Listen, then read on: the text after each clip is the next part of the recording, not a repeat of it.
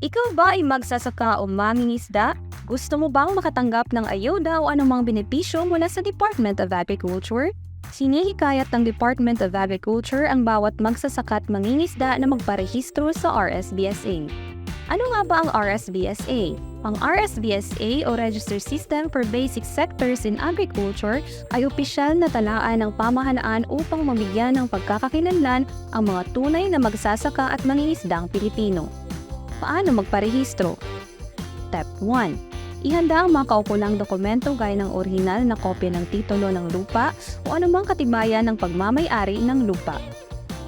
Orihinal na government ID. At latest 2x2 ID picture. Step 2. Pumunta sa inyong City o Municipal Agriculture Office na nakakasakop sa inyong sakahan. Kumuha at sagutan ng RSBSA enrollment form. Step 3. Pagkatapos sagutan, papirmahan ang form sa inyong barangay chairman, City o Municipal Agriculturist at City o Municipal Agricultural and Fishery Council chairman. Step 4. Isumiti sa City o Municipal Agriculture Office ang kumpletong nasagutan na form kasama ang iba pang mga kailangang mga dokumento. At Step 5, kunin ang RSBSA enrollment stub na magsisilbing patunay na rehistrado ka na at upang maging kwalipikadong benepisyaryo ng anumang programa ng kagawaran. Para sa karagdagang impormasyon, makipag-ugnayan lamang sa inyong City or Municipal Agriculture Office o sa Department of Agriculture Regional Field Office 12.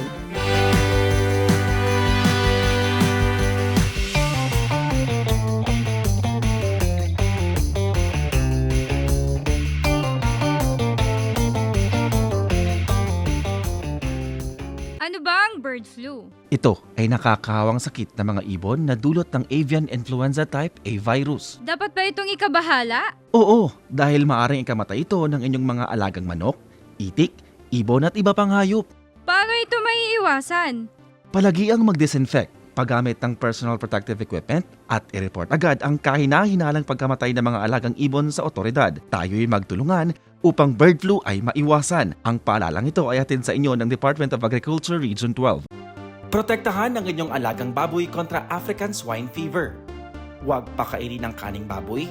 I-disinfect ang kulungan. Maglaan ng sariling protective equipment at ugaliing masigla at painumin ng bitamina ang inyong mga alagang baboy. I-report agad sa otoridad kung nakitaan ng sintomas ng ASF. Be safe, be secure, be ASF-free. Ang paalalang ito ay hatid sa inyo ng Department of Agriculture Region 12.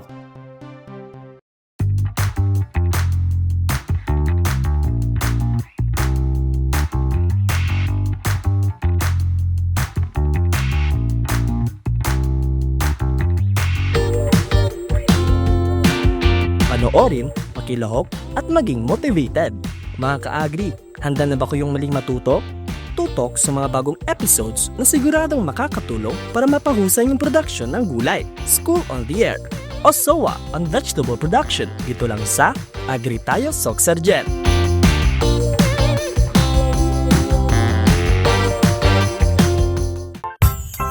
And welcome back mga ka-agri. Unang-uno po sa lahat, nais ko po sanang batiin natin mga manonood na nagbumula pa sa iba't ibang probinsya ng Reyon 12 at sa iba pang mga kababayan natin sa mga dako ng Pilipinas na patuloy na sumusubaybay sa ating programa. Kayo po na yun ay nakatutok sa ating School on the Air via our official Facebook page, ang Agri Tayo Soxargen, sa ilalim po ng Department of Agriculture Regional Field Office 12 na pinamumunuan ng ating Regional Executive Director, Roberto T. Perales. Dito sa ating programa, ating pong tatalakayin ang mga mahahalaga at kapaki-pakinabang na mga impormasyon tungkol sa tama at angkop na pagtatanim ng mga gulay. Kaya samanin niyo ako mga ka-agri, ito lang sa School on the Air on Vegetable Production.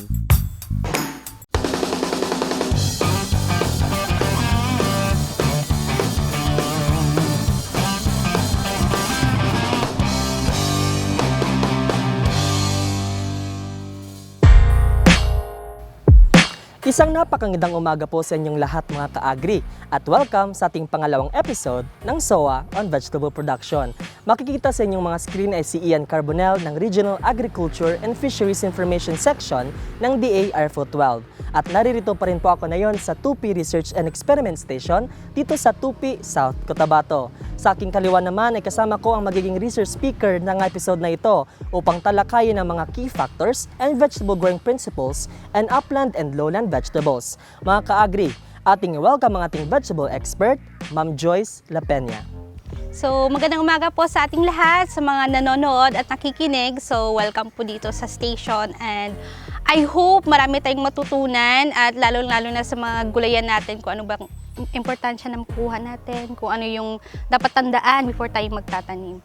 So, ayan, tatalakayin natin yan lahat. Ayun, exciting mga ka-agri. Ay, by the way, Ma'am Joyce, maraming salamat po sa pagtanggap ng aming imbitasyon upang maging research speaker ka sa aming SOA on Vegetable Production.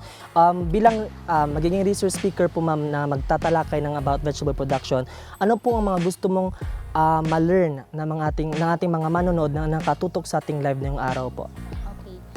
So, sa mga manonood, I know hindi lahat is mga farmer. So, malawak po yung audience natin ngayon, sir. So, marami yes po. sila. So, Probably siguro, Ma'am, meron po tayong manonood, hindi lang dito sa Region 12, meron din pa okay. tayong mga viewers doon sa iba't Nationwide, ibang region, basically okay. everywhere, hopefully. Okay. So, we all know, basic naman talaga yung gulayan, no? Pero meron po talagang dapat nating tatandaan or dapat gagawin before tayo magtatanim para maging successful naman po yung mga pagtatanim ng gulay natin or yung marami tayong maha-harvest para hindi naman po masasayang. So, sa topic na i-discuss ko today or sa episode natin is yung key factors and growing principles ng paggugulay. So, ano yung dapat tatandaan? Usually is magpo-focus tayo sa selection ng site, saan tayo tatanim, yung lupa, yung type ng lupa na tataniman natin ng gulay, yung tubig, then yung mga different factors na nag-a-affect sa ating pagtatanim ng gulay. Like yung sa light, sa wind, climatic factors, biotic and abiotic. So, marami siya. Then, sa ating sa topic natin na upland and lowland vegetable, ito naman po yung anong pinagkaiba ng dalawa. Yes. Then, ano yung mga gulay na pwedeng itatanim sa upland, then ano naman yung mga gulay na pwede sa lowland. Then, ano yung mga characteristic na nasa lowland vegetable and compared to upland vegetable. Okay, maraming salamat, Ma'am Joyce. Sa ating mga manonood, lalong-lalo na sa vegetable farmers, huwag niyong kalimutan na i-like at i-share at i-follow ang ating Facebook page, ang Agri Tayong Sargen, at i-follow at i-share din ang ating live stream upang mabigyan din ng oportunidad ang iba pang nating kababayan na may nais matuto tungkol sa vegetable production. Excited na ba kayo matuto at makinig? Ano pang hinihintay natin, Ma'am Joyce? Sabay-sabay nating sabihin, let's get learning!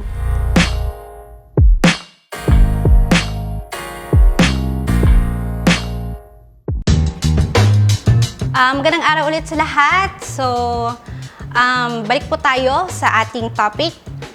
Unang-una ako po ulit si Shernova Joyce Taguas La Peña. Ako po yung Farm Superintendent dito sa Tupi Research Outreach Station at ako po yung in charge sa gulayan dito sa station.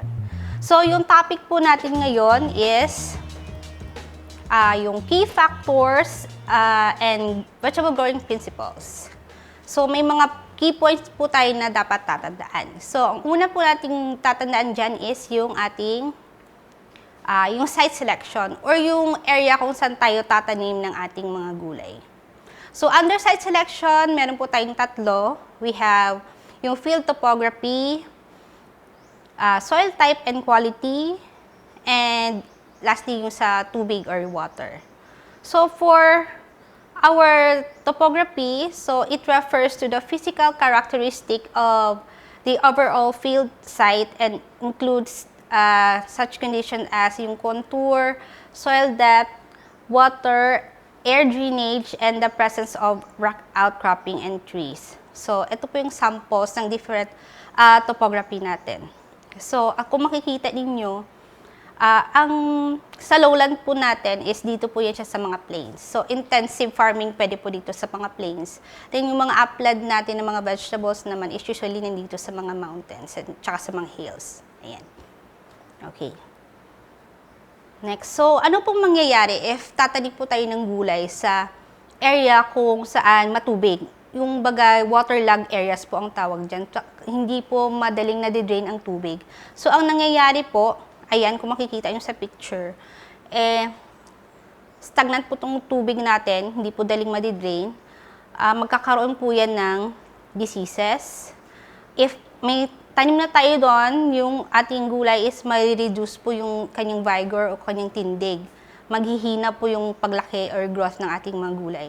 Then, ang next is, magre-reduce talaga ang yield ng ating mga gulay. So, konti lang yung maha-harvest. So, sayang po yung effort natin, tsaka yung pera na nilalabas if dito tayo magtatanim sa area. Ayan. So, make sure na dapat yung site natin is maganda yung drainage niya. Okay. Next. Ano pong dapat nating mga iwasan? So, isa dito is yung brush area or yung mga abandoned fields. Kasi itong mga area na ito, kung tatanim tayo dito, yung mga weeds, yung mga seed ng weeds, yung ating mga insekto na nandito, pwede po yan siya, pwede niya pong ma-infest ulit yung gulay na nandito. So, and pwede din po yung mga insect na mga peste, pwede po siya magdala ng mga sakit. So, maapepektuhan yung mga gulay na tataniman natin dito. So, ang advice, if gusto talaga natin ito gamitin, if wala na talagang choice, so, pwede magla-land prep.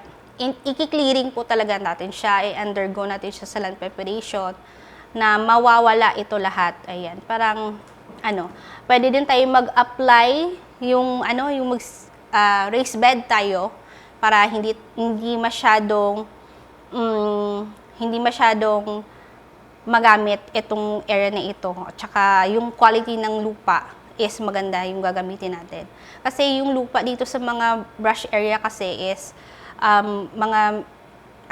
yung hindi natin alam kung ano mga peste, yung soil-borne diseases na nandito, at saka yung fertility ng lupa, hindi din natin alam. Ayan. So, next is, so iwas din tayo sa mga bababato at saka may mga puno. So, kasi kapag dito tayong area natin, imposible pong mag-conduct ng land preparation dito. So, hindi po kaya ito ng ating mga machineries, mga modern like yung tractor. So, napaka-imposible po.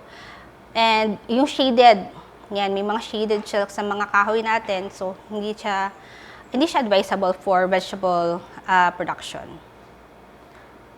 Okay.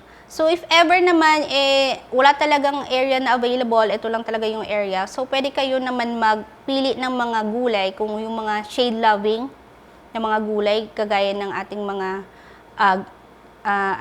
ginger or yung luya. So, pwede kasi mga shade-loving plants naman ito sila. Okay, next. Ito. So, avoid planting in steep slope. So, para maiwasan yung soil erosion. So, sayang lang po yung itatanim ng mga gulay natin dito if ito po yung area na tataniman natin. So, ang advice naman, if ever, ito talaga, especially sa mga upland areas natin, kay nasa mountains, yung mga hill areas, mga steep slope talaga yung usual na mga area nila doon for vegetable.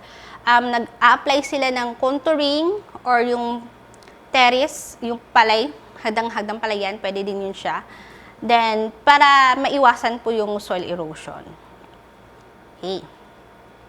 So, ano bang ideal na site for our vegetable production? Ito po yung nearly flat and slightly sloping para madali po yung mag-drain ang tubig. Then, ayan, well-drained ang lupa. Then, free from puno at saka mga batong-bato. So, ayan. So, yun po under sa site selection natin. Then, next is yung soil type. So, ano-ano ba yung mga soil type? So, soil type refers to the physical composition or properties ng ating lupa. So, yung pinaka-optimum talaga na soil type for our vegetable production is yung sandy loam. Yan. Yan po yung pinaka-best na soil mixture for our vegetable. Ayan. So, ito yung itsura, yung clay natin, ito yung maputik. Itong loam, ito yung maganda, high in organic matter, itong loam soil natin. Itong sand naman is good for aeration. Then yung silt is for soil capacity or soil holding capacity. Okay. Next. So, sa tubig. So, water is the lifeblood of vegetable production. So, we should only plant our vegetables sa mga area na meron tayong access or abundant yung source ng water. Ayan. So, kasi napaka-importante ng tubig sa ating taniman. So, hindi lang sa gulay, sa halos lahat ng mga majority ng ating tanim is nangangailangan talaga ng tubig. So, hindi pwedeng walang tubig yung taniman natin. Ayan. Ayan. Also, yung source ng water natin, dapat it should contain less 400 ppm yung soluble salt, yung hindi masyadong maalat yung ating source ng tubig. Then, yung avoid planting sa area na mataas yung toxic elements. Especially yung ang area nyo is malapit sa mga plantation crop na alam natin na very extensive yung pag-spray ng mga synthetic and mga chemical pesticides. So, possible na makakontaminate yung tubig doon. So, mas maigi ano po tayo dyan, iwas po tayo sa mga ganyang area. Okay. Next. So, how to select or ano po yung dapat natin tatandaan in selecting kung anong variety ang itatanim natin na gulay. So, ayan. Crop and variety selection. Ang kailangan lang natin tatandaan is yung adaptation, quality, and disease resistant na dapat na mga variety ang pipiliin natin. So, for adaptation under maturity, ayan. So, ito po yung, in horticulture, it is the developmental stage of fruit on the tree which will result in satisfaction product after harvest. So, it is the number of days from planting to harvesting yung ating maturity. So, sa ating vegetable is, majority is nasa ano naman lang, 3 to 4 months makaka-harvest na tayo. Lalo na sa ating mga solanaceous, sa ating leafy vegetables, ayan. So, next is yung vigor and uniformity. So, dapat yung ating pipiliin na variety is alam natin na maganda yung tubo. So, ang ma-advise ko, if commercial or pang malawakang gulayan ang gagawin natin, mas maigi na hybrid varieties yung pipiliin natin. Kasi, ang mga hybrid varieties natin is sure tayo na high yung vigor at saka yung uniformity niya, yung pagtubo nila is uniform lahat. Ayan. Then for our ano naman, yung mga maliliit lang ang area like yung mga backyard gardening sa bahay lang, para mas makatipid and for home consumption, mas maigi yung mga open pollinated varieties. Kasi as base sa mga ano, mas masarap kasi daw yung mga ano, OPV varieties natin compare yung sa mga yung mga hybrid varieties. Okay, next. Ayan. So, we also should consider yung mga variety na merong cold and heat tolerance. So, this depends on the site ng ating vegetable. So, kapag ang ating area is nasa lowland, so pwede tayong mga heat tolerance na mga gulay. And kapag upland naman yung mga high elevation, so yun doon tayo sa mga cold tolerant na mga variety ng gulay. Then sa yield, so ayan, to make sure na yung pipili natin is yung maraming bunga or prolific na mga varieties. Ayan, para marami din tayong harvest. Okay. So next is yung sa disease resistance. So majority ng mga hybrid vegetable seeds natin is may mga resistant na yun sa mga kasi-klaseng sakit. So ayan. So make sure lang po na kapag bibili tayo ng mga vegetable seeds natin, hanapin niyo po sa label if meron siyang resistance sa certain peste or certain sakit para sure po yung tubo ng ating mga gulay. Okay? Then, next is quality. Yung quality ng ating gulay. So, dapat yung gulay na ano natin para sa market is extended shelf life, meaning hindi siya madaling mabulok if nasa if ibebenta na natin or ima-market na natin. Then, dapat meron siyang enhanced nutritive value. So, alam naman natin yung mga gulay na mas mataas yung mga nutrients niya, ito yung mga leafy vegetables, ayan. So depende po yan siya sa mga target customers din natin. If yung mga consumer or customers natin is mga health conscious, so mas maigi yung mga organic ang pagpatubo ng ating gulay. And yung mga like yung mga lettuce, leafy vegetables natin, yan gusto na nila for salad. Ayan. Then also the improved flavor na So ito naman po yung pinaka main natin yung prefer ng mga consumer natin if yung masarap yung ating mga gulay matatamis. Ayan. Okay. Next is for the market development naman. So ito yung pagde-develop ng marketing plan prior to planting crop. So before tayo magtatanim ng ating mga gulay, dapat alam natin kung saan ibebenta para hindi naman tayo malulugi, di ba? So ano ba dapat yung mga i-consider natin if magma-market na tayo ng gulay? Okay? Or ano yung itatanim?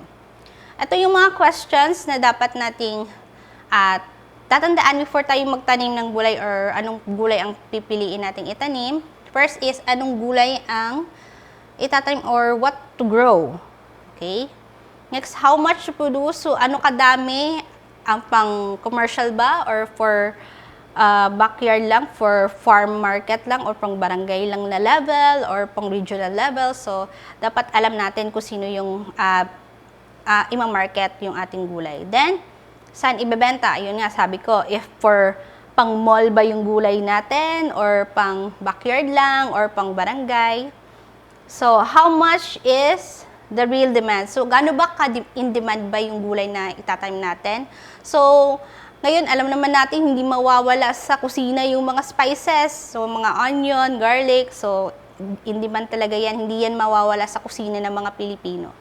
Then, next is, how much it will cost? So, yun, capital talaga. Hindi tayo, if we will consider vegetable production, dapat hindi mawala yung capital. Especially pagbili ng mga inputs natin, like yung sa seeds, yung labor, ayan. So, next is, what is the market size? So, gaano karami yung possible na bibili ng ating mga gulay. So, depende yan sa location.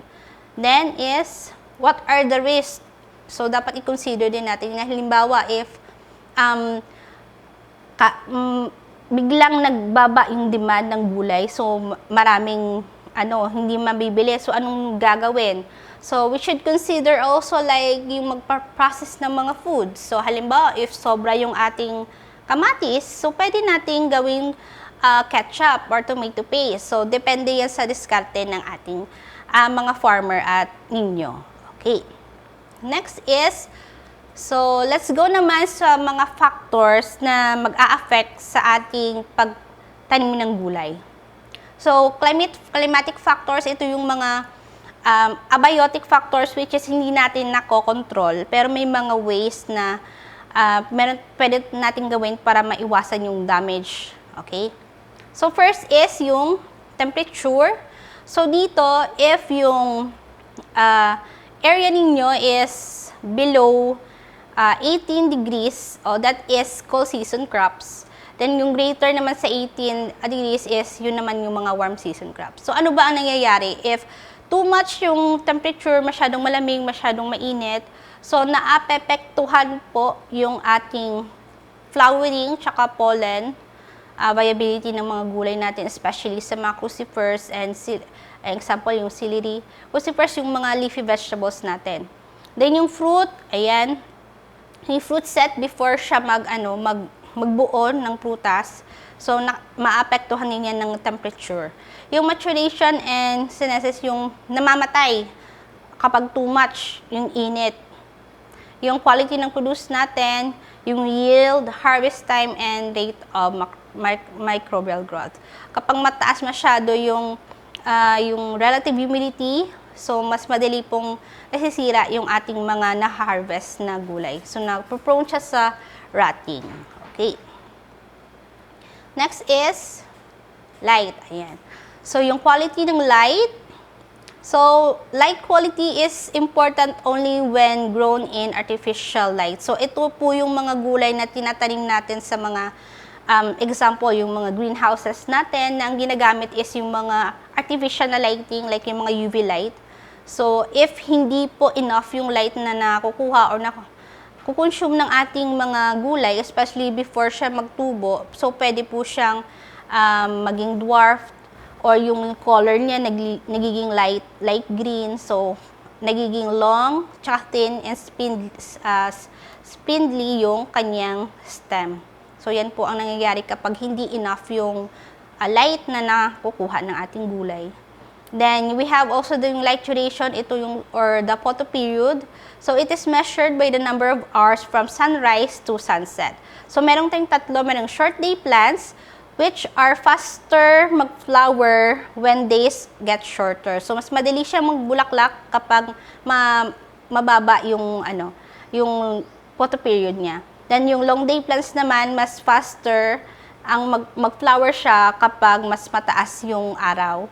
Then day neutral meaning hindi affected ng photo period if long or short yung yung sa sunrise to sunset natin, hindi po maapektuhan yung growth niya or yung flowering niya. Okay, next. Ayan, intensity. So, gaano kalakas yung light? So, it refers to the amount of brightness of the light. So, it affects po yung the photosynthetic and respiration rate. So, it determines whether yung ating gulay is shade or sun plants siya or sun-loving plants. So, ito po yung mga sample ng ating mga gulay. Yung mga gulay natin na gusto yung high yung light intensity, as ito yung mga mais, cucurbits, yung mga pamilya ng upo, yung mga solanaceous natin kagaya ng eggplant, tomato, and potato. So yung mga medium, so medyo sun-loving or partly shaded na mga gulay. So yung carrots, alliums, celeries, and brassicas. Then yung totally gusto na shaded talaga o total darkness, ito naman yung mga ginger, bamboo shoots, and yung mushrooms natin. Yan. Okay. So sa plant growth, plants grown continuously under low light intensity or shade become tall, thin, and light green in color. Yun yung sinabi ko kanina kapag kulang yung light na nakukuha ng ating gulay. Then, quality produce, yung mga leafy or salad vegetables natin, kagaya ng lettuce and celery, have better quality and more tender when grown under partially overcast skies. So, ito po kasi yung mga gulay na medyo shade-loving or partly shaded ang mas gusto nila. So, hindi nila gusto yung intense yung light talaga. Ayan. Okay, next is, ayan. Ito naman yung sa male and female ratio, ito naman yung sa mga flowering vegetables natin. So, when it comes in terms sa light, yung high light intensity and high temperature, na favor siya sa mga male flowers. And kapag low light intensity naman and low temperature, mas favor niya sa female flowers. So, ang naman natin dyan, ang target natin is itong female kasi ito naman talaga sila yung nagbubuo ng mga prutas. So, mas maganda, mas marami dapat yung mga female flowers natin. Okay, next. Ayan, rainfall and relative humidity. So, lalong-lalo na ngayon, di ba, hindi na po natin na-predict yung yung climate change. Masyado nang mainit, tapos bigla-biglang nauulan, yung mga bagyo, hindi nagsa-stop. Every month, meron po tayong bagyo-bagyo, so affected po talaga yung mga taniman ng gulay natin dyan. So, it affects po yung mga fruiting stage of the plant natin. O, halimbawa, time tayo is namumulaklak na, tapos biglang umulan. So, pwede po yung mag-fall, yung mga flowers niya, hindi siya mabubuo. And also, yung pollination may be adversely affected with too much rain. So, hindi po magagawa ng mga pollinators yung kanilang mga responsibility if parating umuulan. So, hindi po tayo makabuo yung mga flowers, hindi makabuo ng mga fruits. Ayan. Rain during the fruiting period naman promotes high relative humidity which enhance yung foliage diseases. So, kapag mataas po yung mga mataas po yung RH or relative humidity, ito po yung moisture sa hangin. If mataas po yun, mas mataas po din ang chance ng mga foliage diseases natin. So, sayang po yung mga prutas natin dito at saka mga yield. Okay. A dry period at fruiting maturity is favorable for harvesting and processing of the seeds. So, especially po sa mga gulay natin na intended for vegetable production, mas maganda po na magtanim tayo during dry season kasi mas maganda po yung mas maganda po yung pag-flower tsaka pagbuo ng mga fruits niyan. Then, kapag maganda po yung quality ng fruits natin, maganda din po yung quality ng ating mga buto. Ayan. Okay. Next, wind. So, eto naman po, it pertains sa mga high elevated areas, yung malalakas po na ang hangin dito na mga area. So, yung air movement through crops favors pollination and seed ripening. Ayan. May advantage din siya sa ating pollination saka seed ripening. Pero if too much na talaga yung wind, it will shatter yung pods. So, example natin sa mga legumes natin, mature na siya, then yung wind o yung hangin is napakalakas, pwede po yung mag-shatter or mag-open. So, hindi pa siya na-harvest, na sayang na pumutok po yung mga pods. So, hindi naagapan, so magra-rot. So, sayang lang po yung ating mga seeds doon, especially for seed production. So, napakasayang. Okay, next. The deeper the root system, the more resistant to strong winds. So, yung mga gulay natin, yung may mga taproot, so okay siya, maka-withstand siya sa malalakas na hangin. So, depende yan sa inyo kung ang area nyo is masyadong mahangin, mas maigi na ang tatanim natin is may mga deeper rooting system. Then, damage caused by strong winds can minimize through the use of windbreakers. So, if hindi talaga maiwasan, malakas na hangin, pwede po tayong mag-install ng mga windbreaker sa surrounding ng ating vegetable area para ma-minimize po yung lakas ng hangin. Okay. Next. Okay, soil factors. Soil factors naman is, kanina na-mention na natin yung sa soil type. So, relative proportion of mineral and particle clay, silt, and sand. So, ito, kanina nasabi ko, yung pinaka-optimum na soil type na gusto ng ating vegetable is yung sandy loam. Ayan.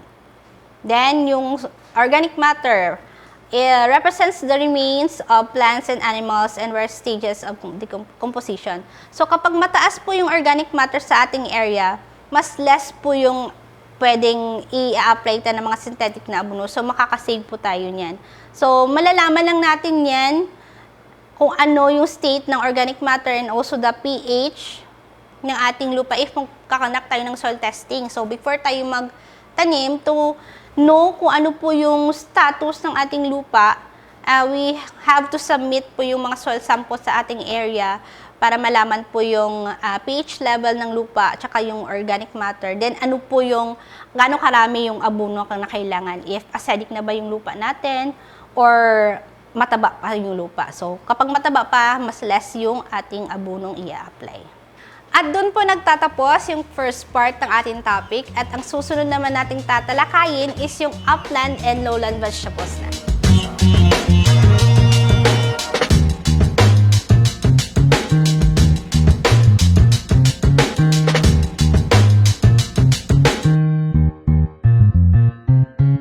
Inaanyayahan ang lahat ng magsasaka at mangingisdang may edad na 18 taong gulang pataas na magparehistro sa Registry System for Basic Sectors in Agriculture. Kung magpaparehistro ay ihanda lamang ang mga sumusunod. Ang RSBSA ay daan upang maipamahagi ng gobyerno ang tulong direkta sa mga identified farmers at fisher folks. Good news dahil pwede nyo ring iparehistro ang inyong asawa at panganak na tumutulong sa pagsasaka at pangingisda. Para sa dagdag na kalaman, tumungo lamang sa pinakamalapit na tanggapan ng Municipal Agriculture Office. Protektahan ang inyong alagang baboy kontra African swine fever. Huwag pakainin ng kaning baboy. I-disinfect ang kulungan. Maglaan ng sariling protective equipment at ugaliing masigla at painumin ng bitamina ang inyong mga alagang baboy. I-report agad sa otoridad kung nakitaan ng sintomas ng ASF. Be safe, be secure, be ASF-free. Ang paalalang ito ay hatid sa inyo ng Department of Agriculture Region 12. Ikaw ba ay magsasaka o mangingisda? Gusto mo bang makatanggap ng ayuda o anumang benepisyo mula sa Department of Agriculture? Sinihikayat ng Department of Agriculture ang bawat magsasaka at mangingisda na magparehistro sa RSBSA. Ano nga ba ang RSBSA? Ang RSBSA o Register System for Basic Sectors in Agriculture ay opisyal na talaan ng pamahalaan upang mabigyan ng pagkakakilanlan ang mga tunay na magsasaka at mangingisdang Pilipino. Paano magparehistro? Step 1. Ihanda ang mga kaukulang dokumento gaya ng orihinal na kopya ng titulo ng lupa o anumang katibayan ng pagmamay-ari ng lupa. Orihinal na government ID at latest 2x2 ID picture. Step 2. Pumunta sa inyong City o Municipal Agriculture Office na nakakasakop sa inyong sakahan. Kumuha at sagutan ng RSBSA enrollment form. Step 3. Pagkatapos sagutan, papirmahan ang form sa inyong barangay chairman, City o Municipal Agriculturist at City o Municipal Agricultural and Fishery Council chairman. Step 4. Isumiti sa City o Municipal Agriculture Office ang kumpletong nasagutan na form kasama ang iba pang mga kailangang mga dokumento. At Step 5, kunin ang RSBSA enrollment stub na magsisilbing patunay na rehistrado ka na at upang maging kwalipikadong benepisyaryo ng anumang programa ng kagawaran. Para sa karagdagang impormasyon, makipag-ugnayan lamang sa inyong City or Municipal Agriculture Office o sa Department of Agriculture Regional Field Office 12.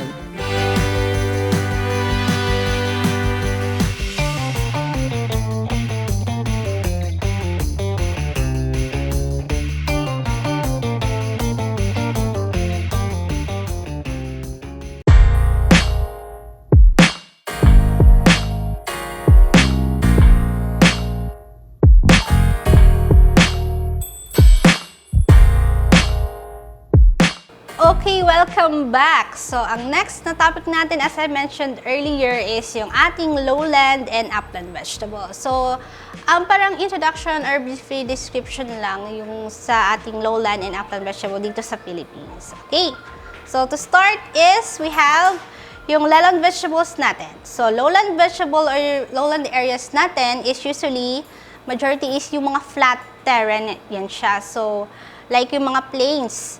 Then, sa lowland areas natin, mas taas po yung humidity, meaning mas mataas yung relative humidity sa mga lowland areas natin. Then, yung sa lowland areas, it supports a wide variety of vegetable crops. So, majority or ng mga crops natin is tinatanim sa lowland area. Then, it benefits from irrigation systems. So, kasi nasa lowland areas siya, kagaya ng ating mga palayan, so mas available po yung ating irrigation system for our vegetable and lowland areas. And it is suitable for intensive farming sa ating vegetables. So, ayan. So, here in the Philippines, we have 4 main lands for our lowland areas. First, we have the Central Plain, which consists of 21,470 square meter. And it is also known as the rice granary of the Philippines. Ayan. So, it is found in Luzon also. And next is we have the Cagayan Valley in Luzon, which is known as the top producer of garlic with 2.34%. Ayan. And for Agusan Valley here in Mindanao, we have rice, coconut, and banana. So, this area kasi is more prone siya sa flooding. So, hindi masyadong ang gulay natin dito, pero at the same time, depende sa climate. So, pwede tayong magtanim ng gulay dito sa Agusan Valleys. Then, sa Cotabato Valleys naman natin, highest production niya na ating gulay is nasa 0.555 million metric tons. So, yan po siya according to our latest status on our vegetable production in the lowland areas. Next is, so what are the key points na dapat matatandaan in growing lowland vegetables? So, ito, depende po sa gulay natin. First is, we have the leafy greens. So, examples is yung kangkong or yung water spinach. Pechay, mustasa, and lettuce are commonly grown sa leafy greens natin. So this thrives in moist, fertile soil and required regular watering. So ayan po for our leafy greens. Then we have for solanaceous crops naman, or yung mga fruiting crops, fruiting vegetables natin. So these groups includes yung tomato, pepper, or yung mga sili, then also yung mga talong. So they prefer yung well-drained soil and ample sunlight. So hindi po pwedeng shaded area po ang ating tataniman ng mga solanaceous natin. So dapat open field po talaga siya sa solanaceous crop natin. So the Philippines tropical climate is generally conducive to their growth. So ibig sabihin, very suitable po yung ating lugar in producing yung mga solanaceous crop under sa lowland vegetables. Then also, kapag tatanim tayo ng mga legumes, example is yung mga string beans, winged bean, and yard-long bean, yung mga sitaw tsaka bataw natin, are staples in lowland farming. So, these nitrogen-fixing plants contribute to soil health. So, yung mga legumes natin, maigi din po itong ginagamit during crop rotation. So, mas maganda po if tatanim po tayo ng mga solanaceous, pagka next na planting natin, tatanim po tayo dapat ng mga legumes natin para ma-enhance yung soil health. Ibig sabihin, natural po na ibabalik yung mga nitrogen sa lupa natin if tatanim tayo ng ating mga legumes. Ayan. Next is, here are the application tips na dapat tandaan. So, if tatanim po tayo sa lowland area natin, we should consider yung proper irrigation management. We should also monitor yung soil moisture levels and adjust watering schedules according to the weather condition and crop needs. So, depende po if ang month na ng time natin is medyo maulan, so i-lessen na lang natin yung pagdidilig para hindi po magkaroon ng mga foliage diseases yung mga gulay natin. Ayan. So, dapat monitor po yan.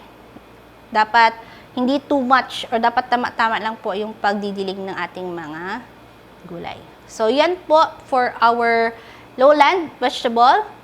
Then, next is for upland vegetables natin. So, this is situated in higher altitudes, so matataas na lugar. So, compared to lowland, it has cooler temperatures and often nasa steeper slope po yung ating mga vegetable sa upland vegetable natin. Then, mas less po yung rain dito, then less yung fertility compared sa lowland.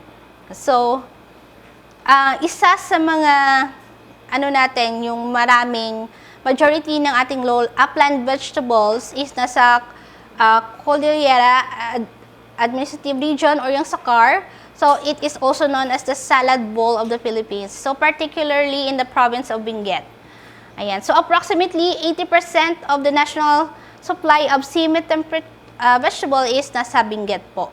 Then, yung annual production is estimated at over 1.1 million metric tons po ng mga upland vegetables natin.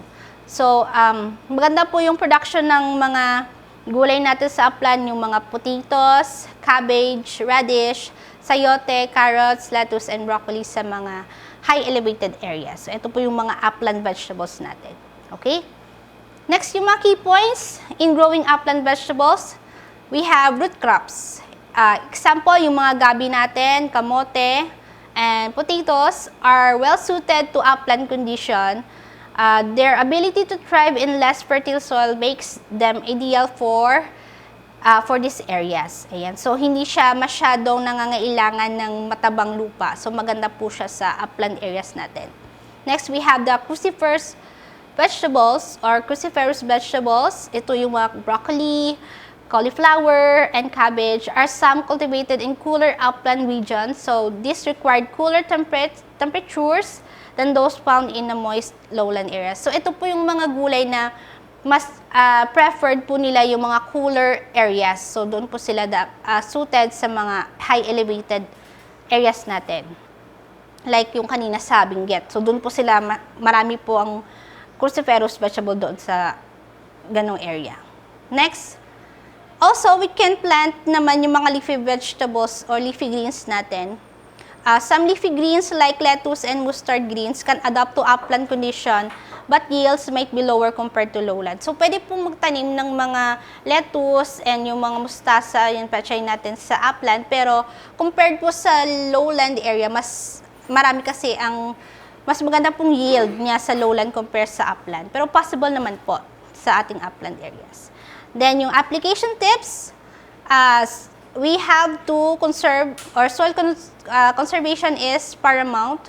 So we have to do terracing, contour farming, and the use of cover crops is essential to prevent yung soil erosion and maintain yung soil fertility. Yung sa terracing, kagaya po yung hagdang-hadang palayan, ayan po. Yan sa contour naman, ito yung pagtatanim against po sa slope. Hindi po siya along the slope. Against the slope to avoid or to lessen po yung soil erosion.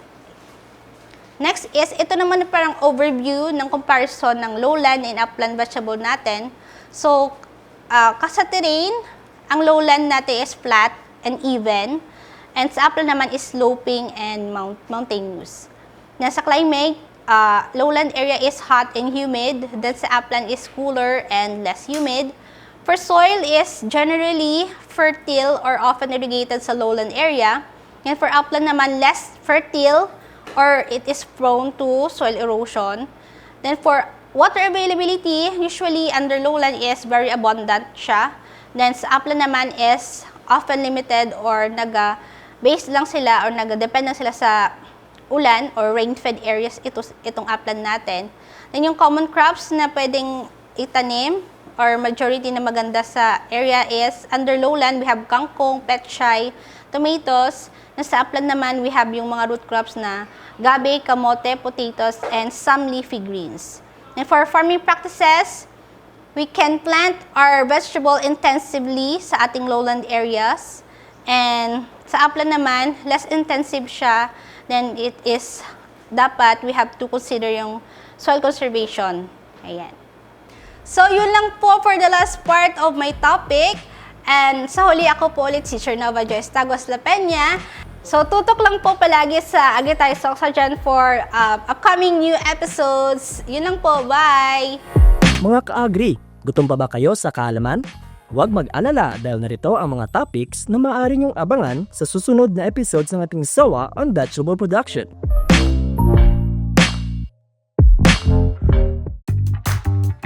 At dyan po nagtatapos sa ating episode ng ating School on the Air on Vegetable Production, natid sa inyo ng Department of Agriculture, Regional Field Office 12. Sa uli, isang malaking pasasalamat po sa lahat ng tumutok sa ating programa na ngayong umaga, lalo na sa ating mga vegetable farmers na tiyak na magagamit ang mga kaalamang ito para sa kanilang mga gawain sa agrikultura araw-araw. Mga ka-agri, para kayo maging updated sa mga kaganapan, huwag pong kalimutan i-like, i-follow at i-share ang aming mga posts sa aming official Facebook page, ang Agri-Tayo Soxergen. Sa uli, ito po si Ian Carbonell, ang iyong lingkod, at sama-sama po nating abutin ang isang masagana agrikultura at maunlad na ekonomiya. Hanggang sa susunod mga ka-agri!